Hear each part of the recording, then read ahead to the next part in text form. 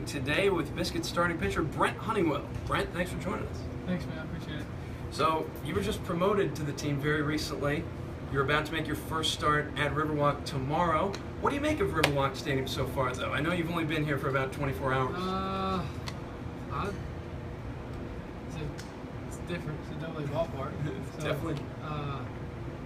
But I love it. I told Jordan Harrison, one of my buddies, it kind of reminded me of Bowling Green. There you go. So the park's kind of the track and stuff, the wall, everything kind of looks like Bowling Green. But Did you get a chance to see the train go by? oh yeah, it went by last night. I asked Harrison, I was like, man, there's a train. He's like, yeah, there's a train that's in left field. So I was like, it's awesome. It's awesome, awesome place. Well, we're glad to have you here so far. You made your first start against the Jackson Generals just a couple of days ago, and you did well. You went 5 innings, you allowed just 2 runs, struck out 5.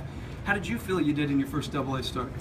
Well, I didn't really have any of my off-speed stuff, so, I went fastball, cutter a lot, and, trying to get ahead with a breaking ball. And then pitches that I normally make, I wasn't really making the other night, so, and for some reason, I can't get away from the long ball. So I'm going on 6 strong with a long ball. All right.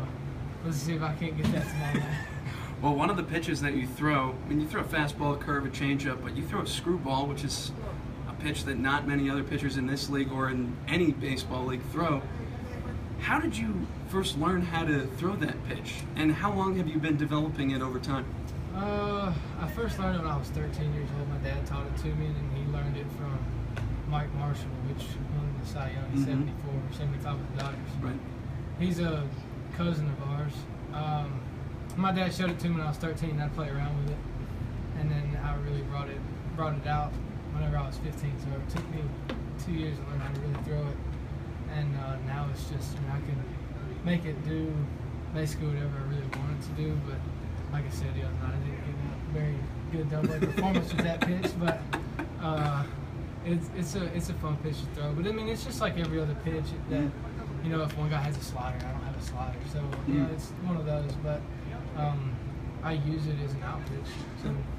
Well, would you mind showing us how you throw that? I have a baseball right here. Showing it up to the camera like that, and then your release, it's like you're turning a doorknob the opposite way, right? Is that how you do it? Yeah, to an extent, but everything. It was the process to learn was change up, and then change up, screwball, and then screwball. So, my changeup has a lot of fade to it.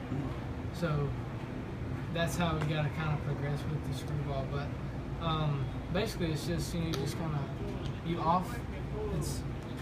everything happens right by your head. Is how I like to explain it. So everything happens right by your head, and then if your hand doesn't get to where it needs to be, it's not going to be a screwball. So it's just going to be a change up. That's what everybody's like to mention. We call it a glorified change up. Okay, there you go. But no, I try and get over the top rotation almost like a backward screwball. So it's one of my favorite pitches to throw. So. Your dad was a minor league pitcher. What kind of advice has he given you for your time in the minors? Well, I just surpassed where he was at. So it's an ongoing joke with us that he hasn't done anything yet to surpass what I did. So it's always good having a dad like that that's been in the game. You can't really explain how it helps, but I mean he was in the game. I mean, I started my career at the same place he started his. He was in Princeton, West Virginia. That was his home field. He was with the Pirates. So, it's a lot of fun because me and him, we bounce stuff off of each other. He thinks he knows more than me. I think I know more than him. Kind of like stuff like that. So we butt heads, but it helps out a lot because the biggest thing to me and him is fastball command and just staying healthy as best as possible. So, but it's always good to have family that likes to come to games. My mom's coming this weekend. My dad's coming this weekend. I got calling my second family. The Duprees are coming this weekend, which is my best friend's uncle, and then all of them are coming. So I got a crowd coming this weekend. So hopefully it's gonna be fun, and especially back with these guys, a great group of dudes. I'm sure your dad's very proud of you. You're already the Rays' number 2, number 3 prospect by a lot of publications.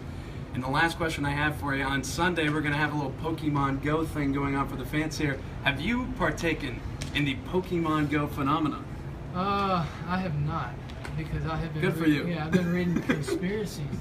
There's conspiracy out there. So Like what kind of stuff? well, they can get into your email. Oh, okay. So I kind of, I mean, it's funny to see these guys out there walking around. I mean, me and Kyle Bird were sitting in Waffle House the other day in Jackson, and there was some guy walking around with his 2 kids up and down the parking lot. And Bird was like, "Yeah, they're going to find the Pokemon over there. I gotta go over there too." I was like, "Are you kidding me?" Stay with me at Waffle House. What are you doing? I was like, "Dude, what?" I mean, you know, all these guys are here playing it, but I think it's funny to see them playing it. But Well, good for you for not giving into that quite yet. And we do thank you for joining us on the Biscuits pregame show for the first time. And best of luck the rest of the season, Brent Honeywell. thanks, man.